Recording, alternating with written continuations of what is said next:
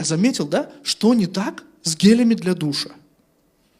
Почему все женские гели для душа с запахом того, что существует? Клубника, ежевика, апельсинка. Мужские гели для душа – это сила гор. Эффект ветра. Это что такое? Я еще недавно узнал, что 3 в 1 только у мужиков есть такая хуйня. Женщина же тоже человек. 3 в 1 это голова, лицо и тело. То есть производитель хочет, чтобы я весь ветром пах. Это что за ветер?